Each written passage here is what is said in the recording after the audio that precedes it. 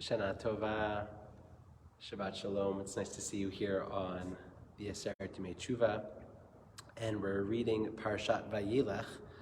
And one of the most powerful phrases, I think, for our era shows up in this week's Parsha, where in the aftermath of Moshe's death, or the anticipated aftermath of Moshe's death, when the Jewish people falter, as we know occurs and as God anticipates.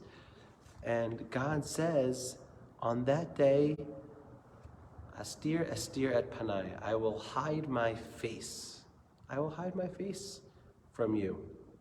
And there's this sense that God's like, listen, there's this time, this era here in the desert where I am fully present, you can see me, people know I'm here, but down the road, we're going to be taking some breaks. I'm going to hide. And I always kind of wonder, is God hiding God's face out of shame? Maybe God doesn't want to see what's going on with the Jewish people. Or maybe God's hiding God's face so that we can't see God. But either way, there's some kind of hiddenness that's occurring between the Jewish people and God. Astir et panai, I'm going to hide my face. And the Midrash does something really powerful and kind of beautiful and special. It says, okay, when God said that God is going to hide their face, really what they mean is this: Amar HaKadosh Baruch Hu, afal pisha astir et panai, even though I will hide my face from you, nonetheless, v'chalom adaber bo, I will still speak to him in a dream. And this is like a strange thing. First of all, the rabbis seem to undo what God said. God said they're going to hide. And now the rabbis are saying, actually, even though God is hiding, God's still going to talk. How do we understand this? So first of all, I think it's important to make a distinction between hiding and speaking. Right? If a person is hidden off the camera, can't see me, but you could still hear me. So too, God might have God's face hidden, but still be speaking. But the second is, I think, what is so powerful is this phrase of speaking in a dream.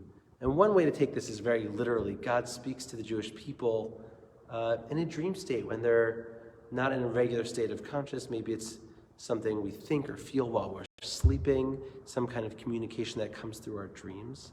And I'll leave that to everybody and their therapist or their dream interpreters, or however you want to process your dreams, which I think does have a lot of power of helping to understand self and understand the world.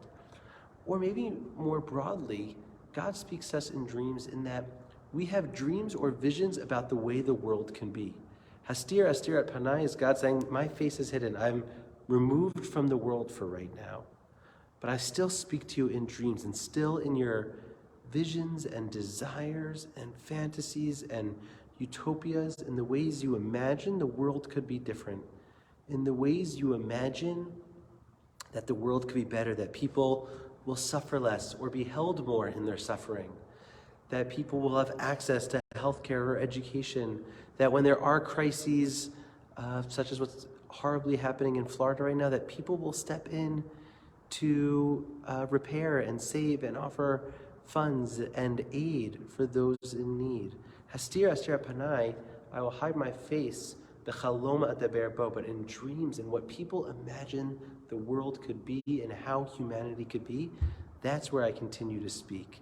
And I love this idea that God's voice can still be found in our hopes and dreams for this world, even as sometimes God's presence isn't so apparent. And that's my message for this time of the year, when we're really living in a context of thinking about God, talking about God, praying to God, thinking about how God's part of this world. Is God saying, listen, sometimes I'm hidden, but my voice is still there, and the hopes and dreams and values and motivators for how we could be, that's still spoken in our dreams, in our visions.